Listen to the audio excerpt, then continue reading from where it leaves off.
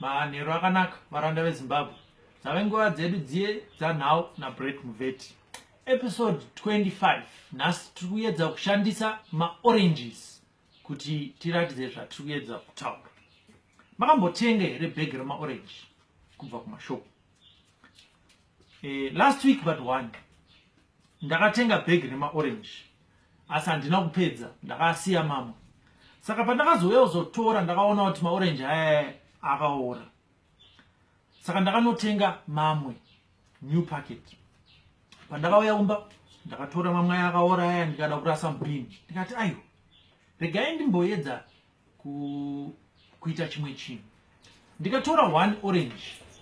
Orange yanga yakazara chihuve, unoziva chimold muchirungu. Ndikaisa pasenda pebucket. Ndikatora maorange mamwe aya manyowani ndikatenderedza ndikazadza bucket. Bucket iroro ndakamborisiya mazuva. Ndakazovhura bucket ndichitarisa kuti maorange aya akamira sei. Mukati mebucket maamuchinhuhwa, asi maorange pamusoro pandaiabvisa anga akanyatsoibva zvakanaka. Ndichibvisa maorange ndichisvika pasenda kana kuti pamiddle pebucket, ndakaona chihuwe chemamold aya akutanga kuitika pamaorange. Pandakazopinda paorange yekupedzisira, ndo pandakaona kuti maorange ese anga akatenderedza orange iyi yanga yakaora neiwayo futi anga aorawo. MuZimbabwe tave pedyo pakubvisa junta. Dongi rinokamina riye ratosvika pakuti harichakwanise kuita basa rekutonga, zvokuti nyika yaakutotongwa mubedroom nema-third party. Neshungu dzatinadzo seopposition kubvisa junta, ngatisazopinza maorange akaora mubhaketi medu. Kunge maorange aya ngatisapinze orange akaora mukati meopposition. Ehe, zveshuwa panoda kubatana kwevanhu, asi munyika ine vanhu 14 million. Shuwa kuti tiri kutadza kubatana navamwe vakafanana nesu, tichimhanyira kunobatana nembavha.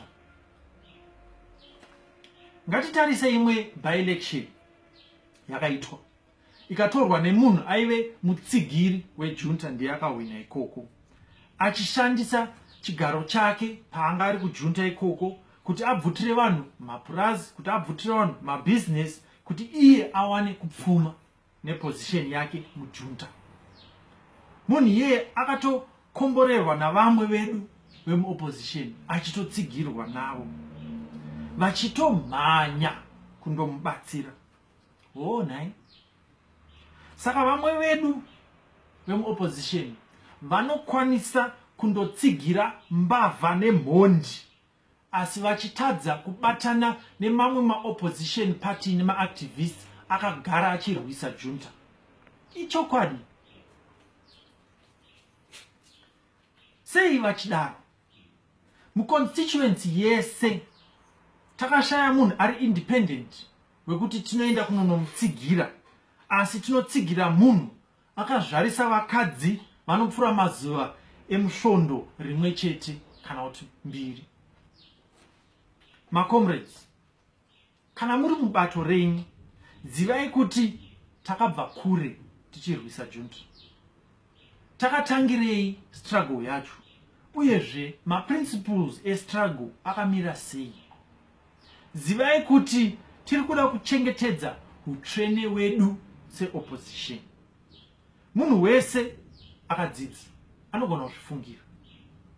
Musabvumire vatungamiri venyu kuti vaise maorange akaora mumabhasiketi enyu. Pane maorange akawanda asati atorwa, ari kuda kuiswa mubhaketi iyoyo. Saka ngatitangei neiwayo tisati tatora akaora.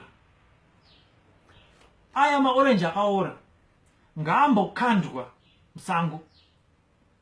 Kana vachikwanisa vanogona kuzomera mamwe maorange kubva paorange iyoyo.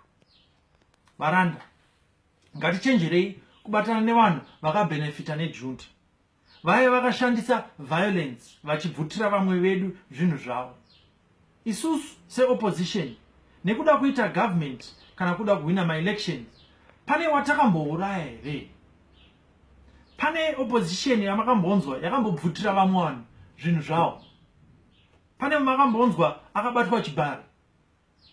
Pane wakatorerwa mombe nekupisirwa musha wake here neopposition nekuti tanga tichida kuwina? Pane watakasunga kana kurova pasi petsoka?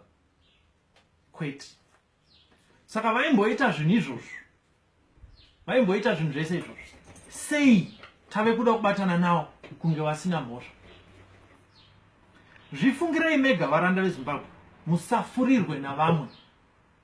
Tarisisai maitiro evanhu vamuri kuda kuvhotera kana kutsigira. Zvibvunzei mubvunzo umwe chete. Dai munhu iyeye wandoda kuvhotera ari kuda kuroora mwana wangu, ndaimubvumira here kana kuti ndaimurambidza?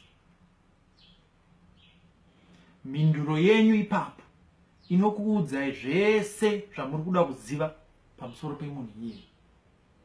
Kana musingade munhu kuti aende nemwana wenyu, sei muchimubvumidza kuti aende nevhoti yenyu?